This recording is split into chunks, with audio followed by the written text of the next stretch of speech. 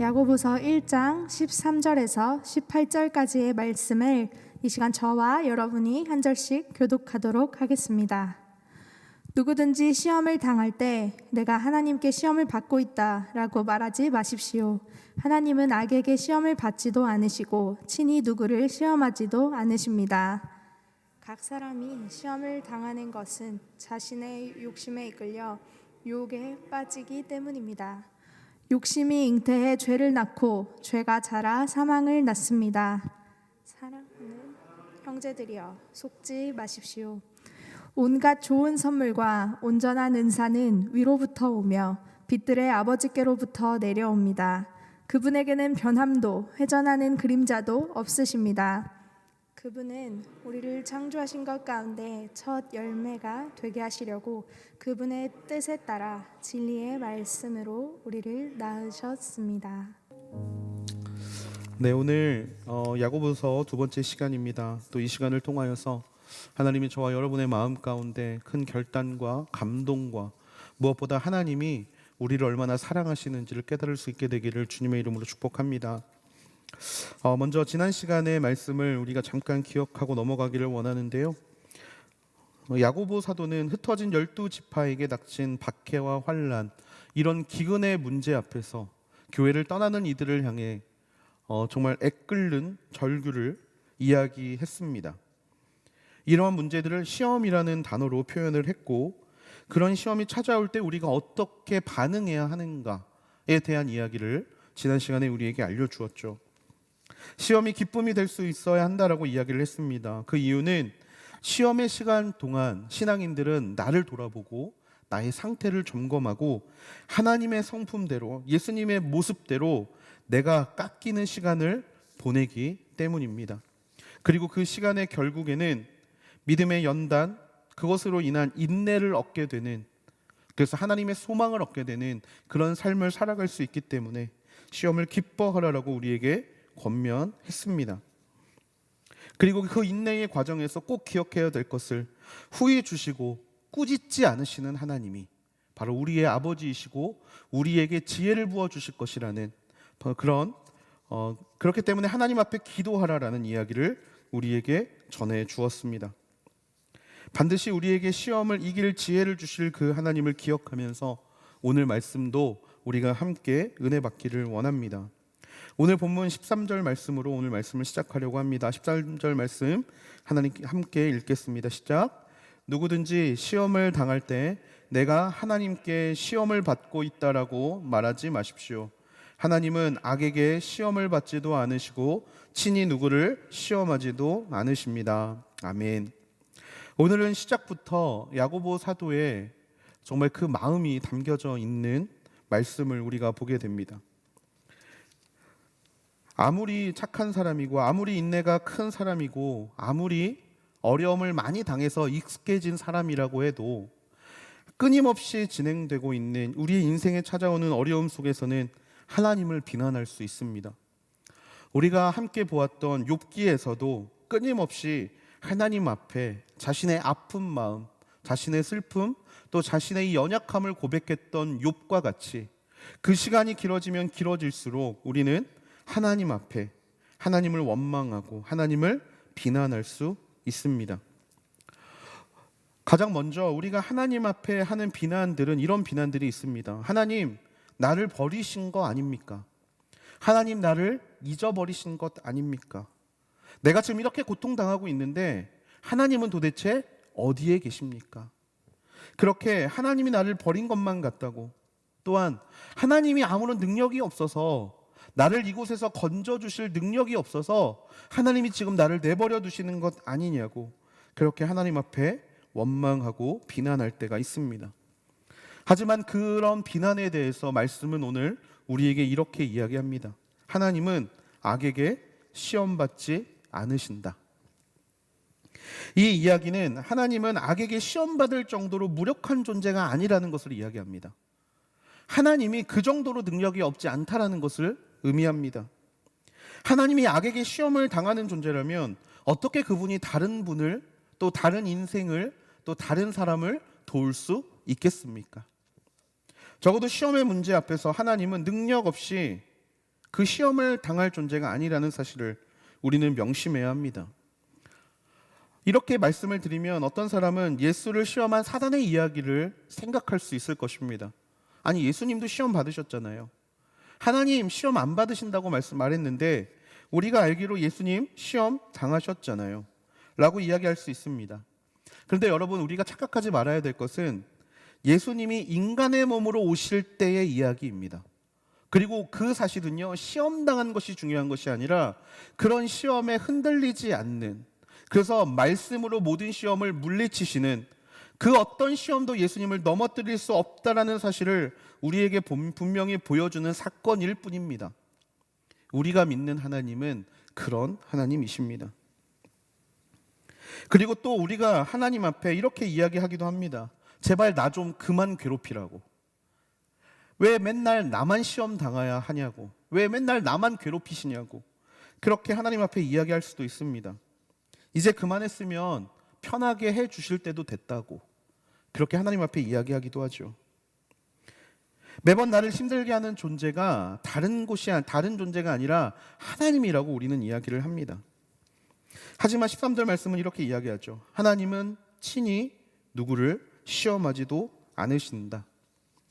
이 말씀은 왠지 하나님이 우리를 일부러 시험을 주셔서 얘는 잘하는구나, 얘는 못하는구나, 얘는 실패하는구나 라는 것을 보고 즐거워한다는 사람들에게 대한 하나님의 말씀입니다. 하나님은 그런 이상한 하나님이 아니십니다.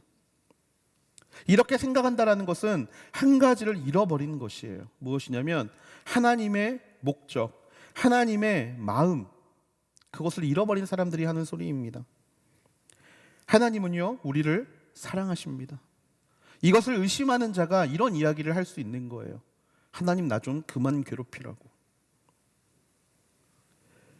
하지만 하나님은요, 우리를 사랑하시는 분이십니다.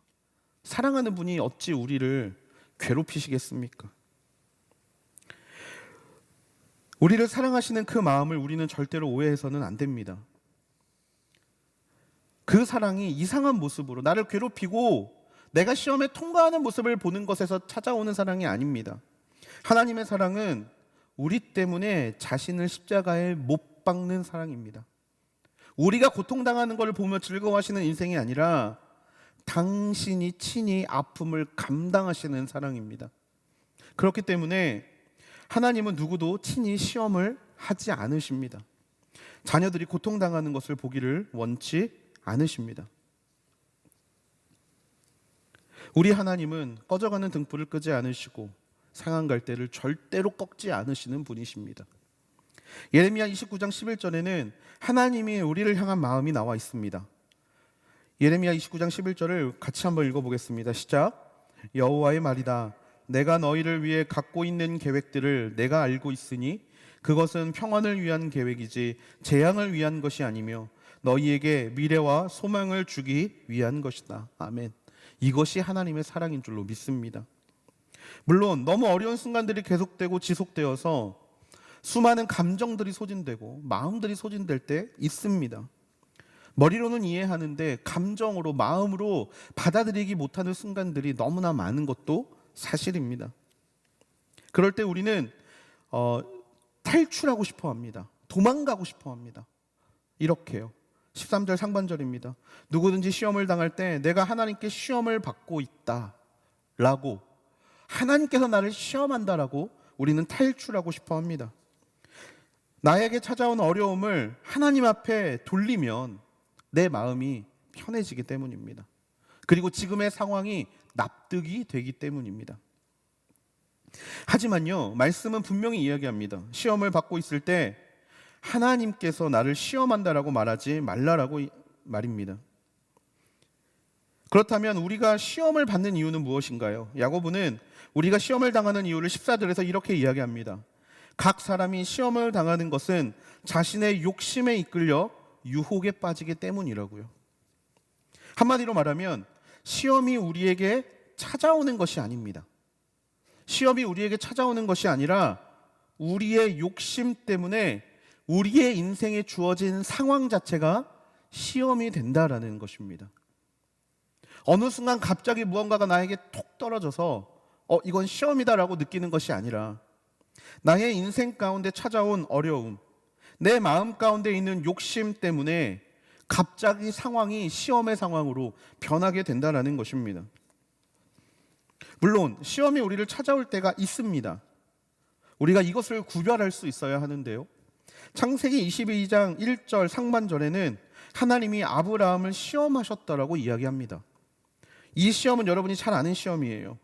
하나님께서 아브라함에게 이삭을 바치라라고 말하신 바로 그 시험입니다. 두 말씀이 상충되는 것 같습니다. 하지만 명확한 것은요, 이 두 개는 같은 시험이 아니라는 것을 우리는 기억해야 합니다.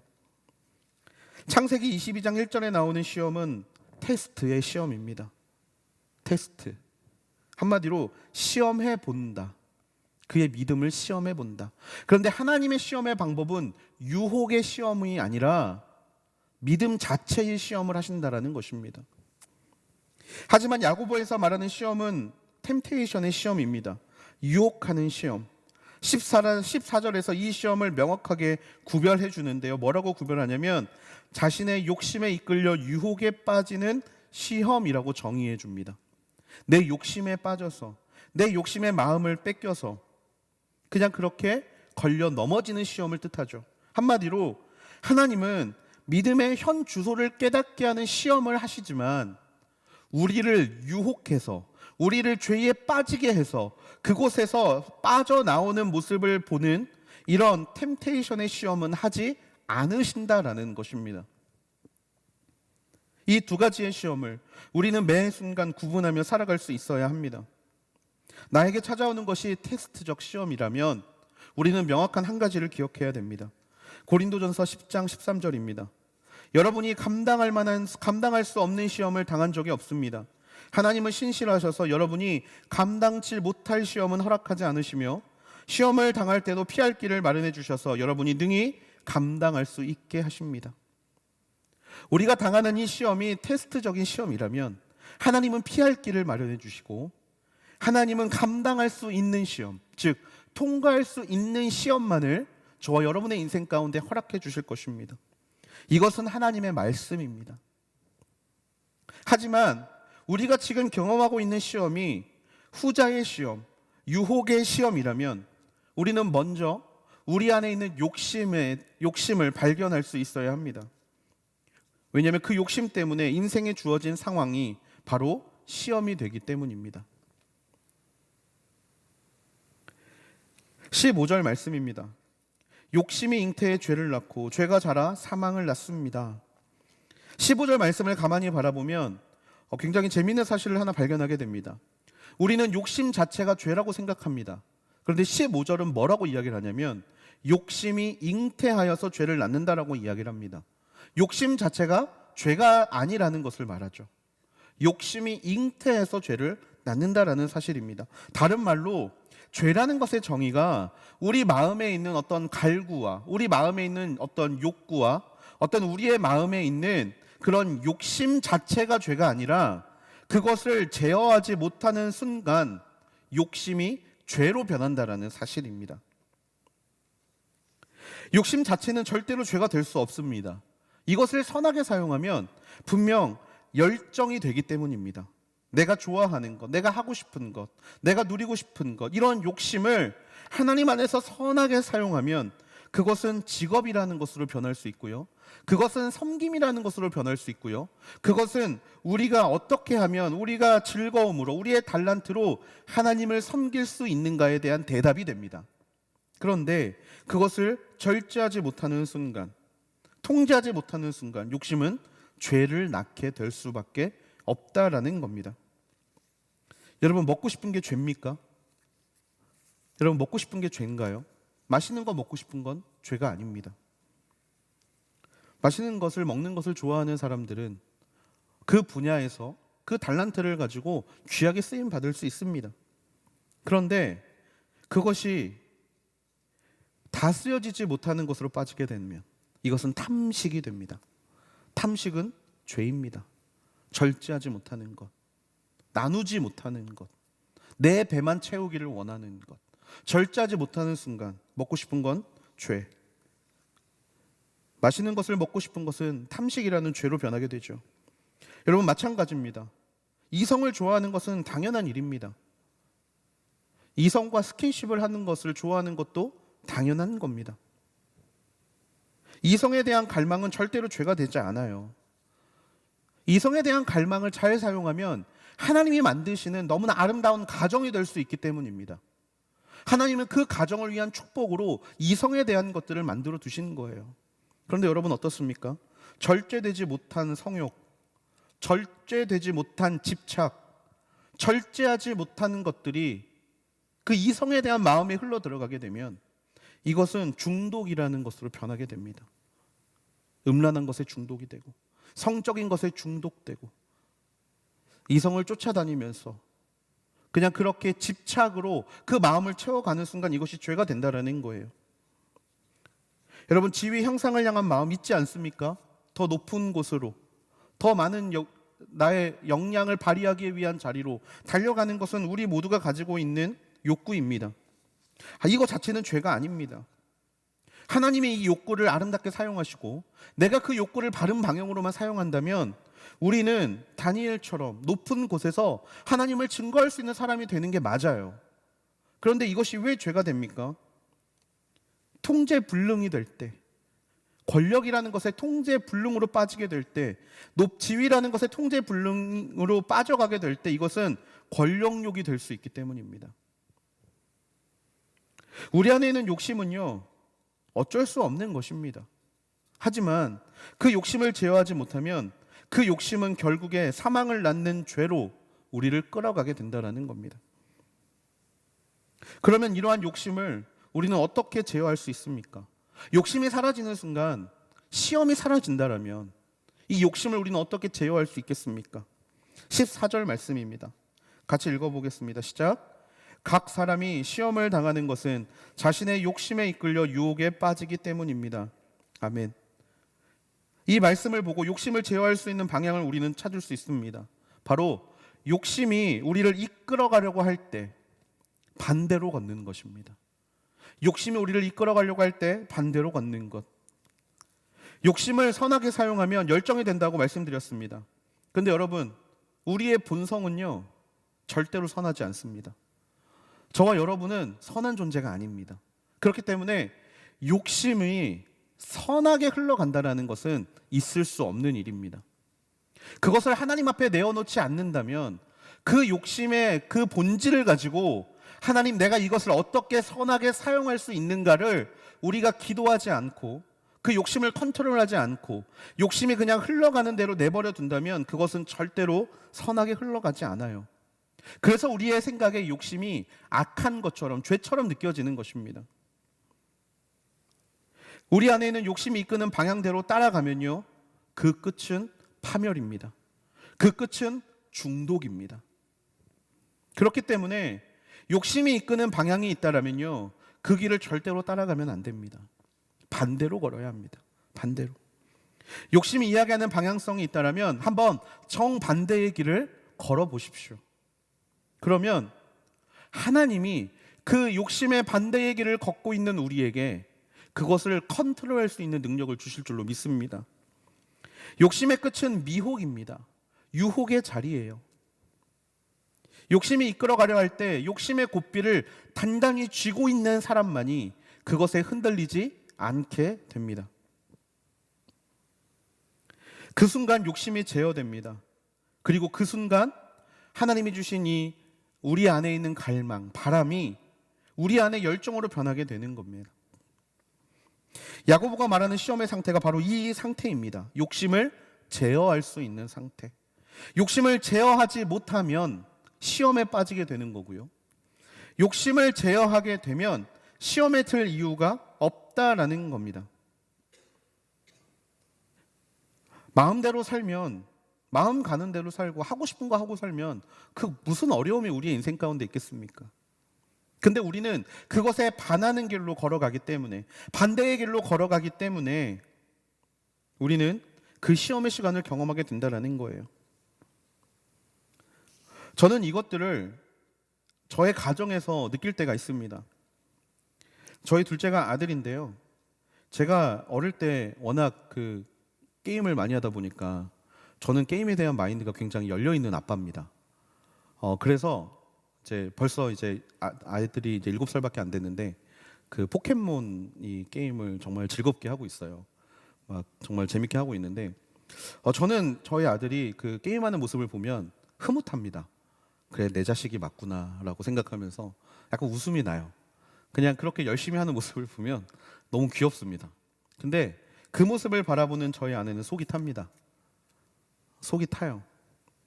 우리 아내의 마음에 있는 욕심은요, 우리 아들이 게임에 집중하지 않았으면 좋겠다는 마음. 그래서 그냥 제가 그 아들을 흐뭇하게 바라보고 있는 모습을 보면 막 화를 냅니다. 그게 뭐가 좋은 거라고 웃고 있냐고. 그러면서 그 마음에 어려움을 가져요. 반대로 제 안에 있는 욕심이 있습니다. 우리 아들이 운동을 잘했으면 좋겠다라는 욕심.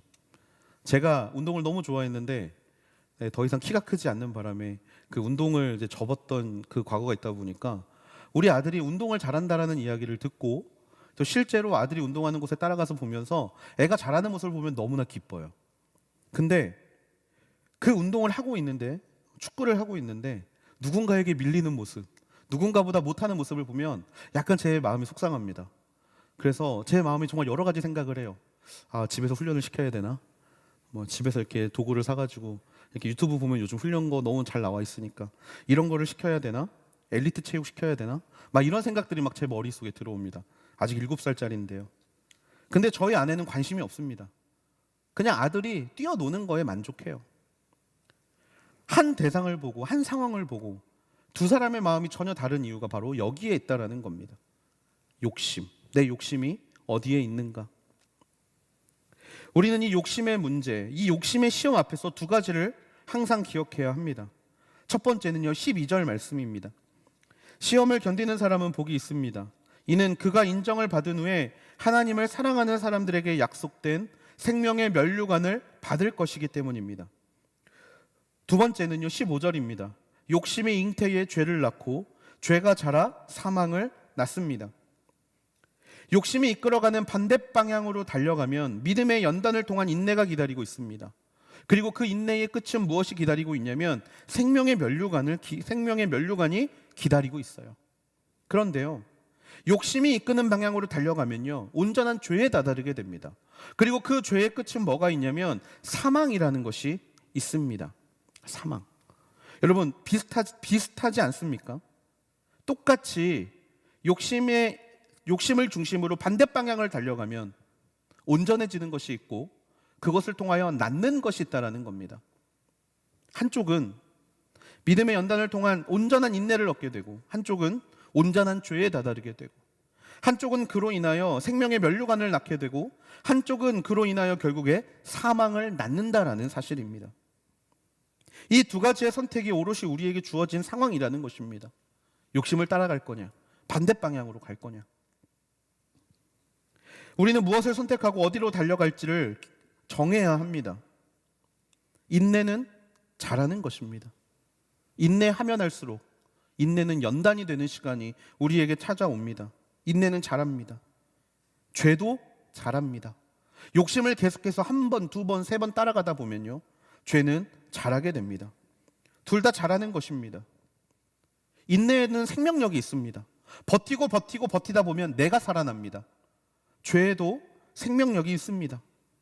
죄를 짓고 짓다 보면 어느 순간 이것이 살아서 나를 뒤덮어버리는 상황이 옵니다.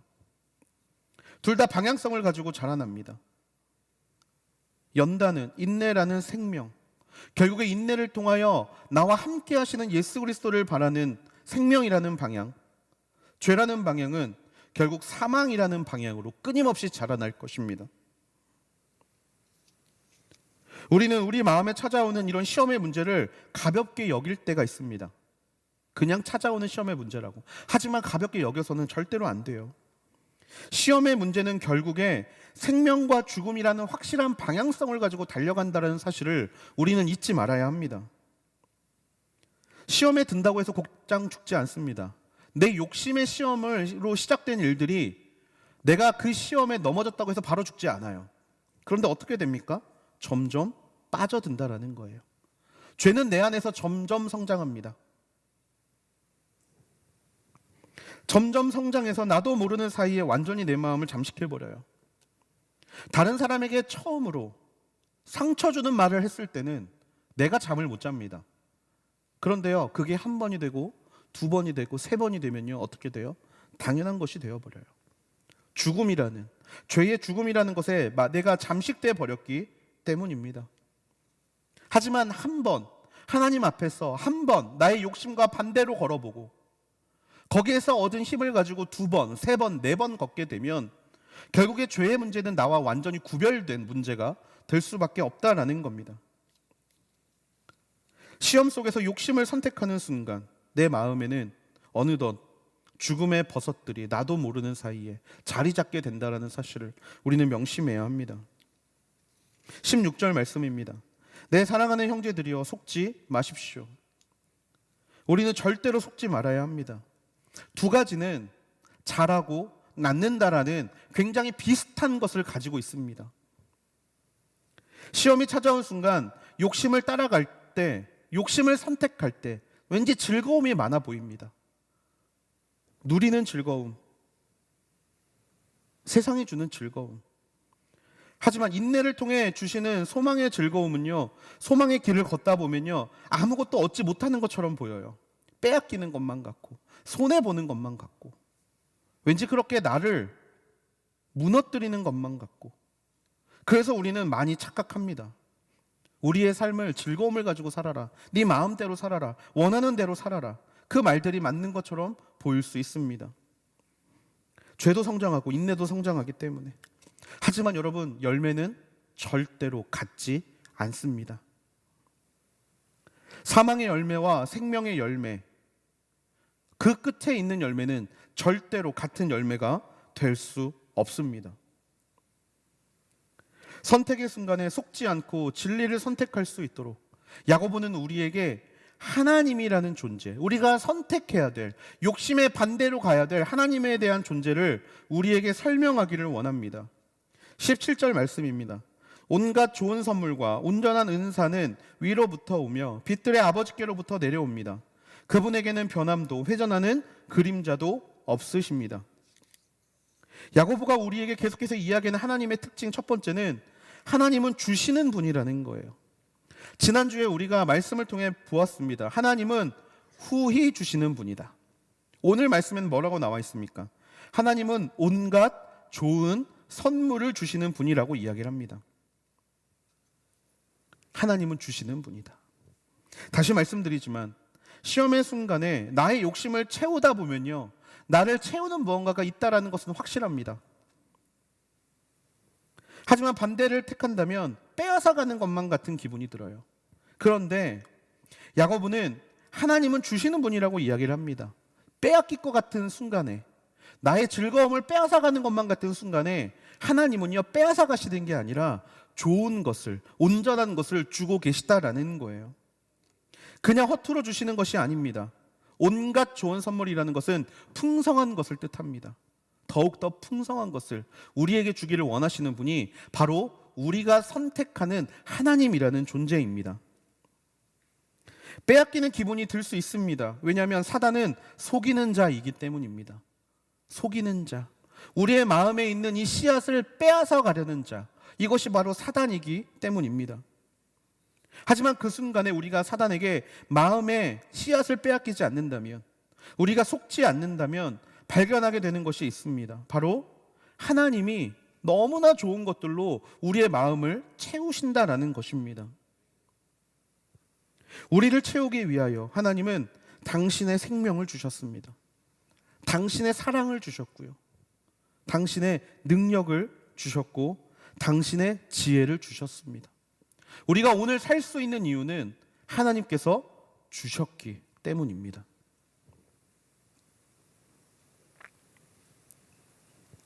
또한 하나님은 온전한 은사를 주시는 분이십니다. 온전하다라는 것을 지난주에 깨짐이 없는 상태라고 말씀드렸습니다. 은사를 주시는데 깨짐이 없는 은사를 주세요. 다른 말로 부족함이 없는 은사를 주신다라는 겁니다.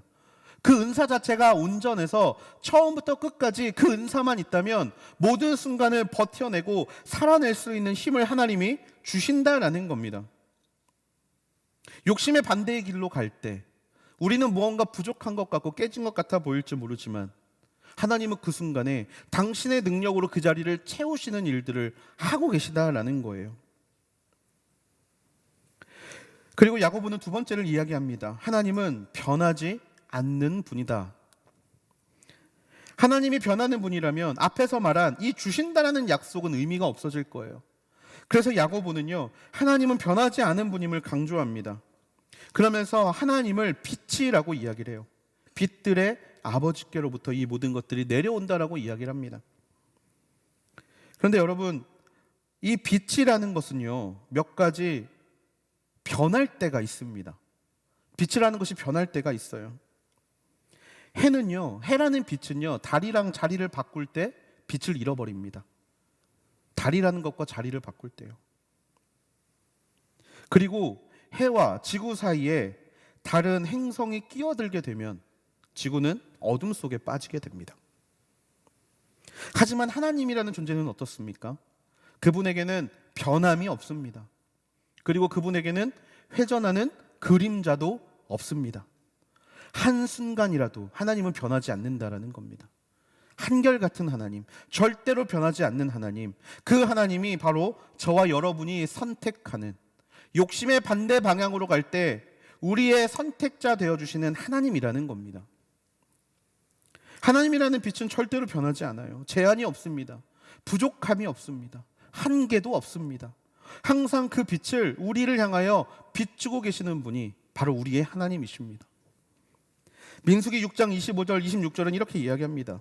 여호와께서 그 얼굴을 내게 비추시고 내게 은혜 베푸시기를 비노라. 여호와께서 그 얼굴을 너를 향해 드시고 내게 평강을 주시기를 비노라. 하나님은 항상 그 빛이신 얼굴을 어느 곳으로 향하고 있느냐? 저와 여러분에게 향하고 있다라는 거예요. 저와 여러분을 바라보고 계십니다. 하나님은 내가 기도하는 것보다, 내가 구하는 것보다, 내가 바라는 것보다 더욱더 크고 놀라운 것들을 주기 원하시는 분이시고, 항상 빛으로서 변함없이 그것들을 주려고 준비하고 계시는 분이 저와 여러분의 하나님이십니다.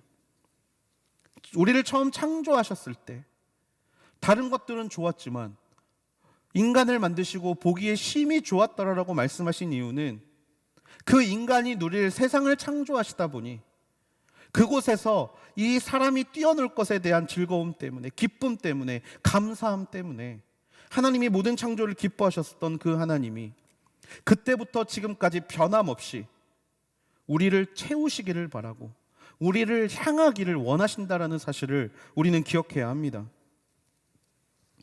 18절 말씀입니다. 그분은 우리를 창조하신 것 가운데 첫 열매가 되게 하시려고 그분의 뜻에 따라 진리의 말씀으로 우리를 낳으셨습니다. 아멘. 앞에까지의 말씀만을 보고 뒤의 말씀을 계속해서 읽다 보면요, 우리는 야고보서를 통해 이것만 배울 것 같습니다. 행위, 행함이 없는 믿음은 죽은 믿음이다. 그러니까 행함을 통해서 하나님을 믿어라. 행하지 않으면 죽은 믿음이다. 단순히 두 가지만을 아마 배우고 야고보서가 끝날지 모릅니다. 하지만 진짜 중요한 말씀이 바로 18절 말씀입니다. 가장 중요한 말씀이에요. 그분은 우리를 창조하신 것 가운데 첫 열매가 되게 하시려고. 이것은 무엇을 이야기합니까? 하나님이 우리를 창조하신 이유를 말해주는 겁니다. 하나님이 우리를 왜 창조하셨습니까? 이사야 말씀을 가지고 우리는 우리의 찬양을 받기 위하여 우리를 창조하셨다라고 이야기합니다. 틀린 말은 아닙니다. 하지만 더 확실한 이유가 바로 이 18절 말씀에 나와 있습니다. 하나님이 우리를 창조하시는 이유는요, 첫 열매가 되게 하시려고 창조하신 겁니다. 첫 열매가 되게 하려고. 여기서 말하는 첫 열매는 무엇을 의미합니까? 바로 그리스도인을 의미합니다. 한마디로 우리가 이 땅 가운데 태어난 이유는요, 그리스도인이 되기 위함입니다. 하나님이 우리를 이 땅 가운데 창조하신 이유는 우리 모두가 첫 열매가 되게 하기 위한 것, 바로 그리스도인이 되기 위해서 하나님이 저와 여러분을 만드셨다라는 겁니다. 예수님의 형상을 닮은 사람, 예수님을 따라가는 사람, 한마디로 크리스천이 되는 것은 선택이 아니라는 것입니다. 크리스천이 되는 것, 하나님을 믿는 것은 선택이 아니라 하나님의 요구입니다. 하나님의 명령입니다. 나는 너희를 그리스도인이 되게 하기 위해서 창조했다. 이것이 하나님의 마음입니다. 그리스도는 이것을 이루기 위해서 이 땅 가운데 오셨습니다. 진리의 복음으로 하나님은 우리를 낳으셨습니다. 진리의 복음, 진리의 말씀이 무엇입니까? 복음입니다. 예수 그리스도로 우리를 낳으셨습니다. 우리 모두가 첫 열매인 그리스도인이 되게 하기 위해서, 하나님은 그 일을 이루기 위해서 예수님을 이 땅에 미랄로 보내셨습니다. 하늘의 미랄이 땅에서 썩어지면 많은 열매를 맺고, 진리의 말씀이 이 땅에 떨어져 썩었다면 진리의 말씀이 열매 맺어야 되는 거 아닙니까? 우리는 이 땅에 창조하신 것 가운데 첫 열매가 되어야 합니다. 자, 그렇다면 굳이 시험의 순간에 우리는 욕심에 따라갈 이유가 전혀 없습니다. 처음에는 이것이 선택의 문제처럼 보였습니다. 욕심을 선택할 것인가, 아니면 욕심의 반대로 갈 것인가. 처음에는 이것이 선택의 문제로 보였을지도 모르겠습니다. 하지만요, 이 18절의 말씀을 우리가 기억하는 순간 욕심을 선택하는 것은 더 이상 선택의 문제가 아닙니다. 우리가 선택해야 되는 것은 단 하나입니다. 욕심의 반대.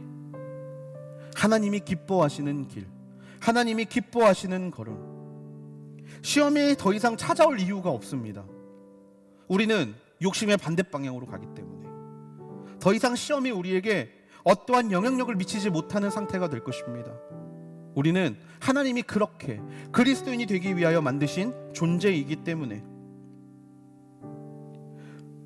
우리가 진리의 말씀으로 태어난 존재들이고, 하나님께서 우리를 이 세상의 첫 열매로 만들기를 원하셔서 우리를 만들어 주셨다라면, 그리고 우리가 그런 하나님을 우리의 주인이라고 고백한다라면, 우리는 당연히 욕심의 반대를 선택하는 것이 맞습니다.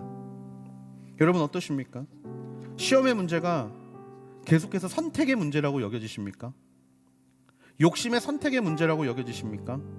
여러분, 하나님이 우리를 만드신 목적을 기억할 수 있게 되기를 주님의 이름으로 축복합니다. 우리가 시험에 빠지지 않을 수 있는 이유가 바로 여기에 있습니다. 남들에게는 시험이 될지 모르겠지만 크리스천에게는 이것은 시험이라고 할 수 없기 때문입니다. 욕심을 따라갈 것인가, 반대로 갈 것인가, 이것이 시험이라면 우리는 당연히 욕심의 반대로 가야 되기 때문에 더 이상 우리는 시험을, 유혹을 당할 이유가 없다라는 것입니다. 다시 처음으로 돌아가서, 그러면 왜 우리는 이렇게 힘들게 살까요? 우리는 왜 이렇게 어렵게 살고 있을까요? 바로 이 온전함, 첫 열매가 되는 온전함을 잃어버리고 살고 있기 때문입니다. 사랑하는 모든 요셉 청년들이 이 온전함을 회복할 수 있게 되기를 소망합니다. 하나님이 만드신 첫 열매, 하나님이 만드신 목적, 그 첫 열매, 저와 여러분이 그 첫 열매임을 기억할 수 있게 되기를 소망합니다. 그리고 첫 열매이기 때문에 하나님은 시험 당하지 않는 존재임을, 또 하나님은 그 누구도 시험하지 않는 존재임을, 그 누구도 걸려 넘어지게 하지 않는 존재임을 기억하며, 언제나 그분이 우리를 창조하신 목적에 따라서 우리를 이끌어 가실 때 기뻐함으로, 감사함으로 따라갈 수 있는 존재가 되어야 할 줄로 믿습니다. 말씀을 마무리합니다. 우리는 진리의 말씀으로 태어난 존재들입니다. 세상에 열매가 되기가 원하는 것은 바로 하나님의 마음입니다. 그 하나님이 우리를 그렇게 만드셨고요, 우리가 그렇게 살아가기를 원하십니다. 크리스천으로 살기를 원하십니까? 그렇다면 우리의 존재를, 우리가 이 땅에 태어난 이유를 기억하십시오. 그리스도인으로 살아가는 것, 오직 그리스도인으로 살아가는 것, 세상 속에서 귀한 첫 열매가 되는 인생, 그것이 우리의 삶의 목적임을 기억하며 모든 유혹의 시험에 빠지지 않고 온전하게 하시는 하나님을 쫓아갈 수 있는 바로 저와 여러분이 되기를 주님의 이름으로 축복합니다. 하나님은 주시는 분이십니다. 그리고 하나님은 변하지 않으시는 분이십니다. 그 변하지 않고 주기를 원하시는 하나님이 매 순간 우리에게 변하지 않고 언제나 당신의 마음과 능력을 부어주실 줄로 믿습니다. 우리가 그 사실을 기억하면서 함께 결단하며 하나님 앞에 기도하며 나아가기를 원합니다.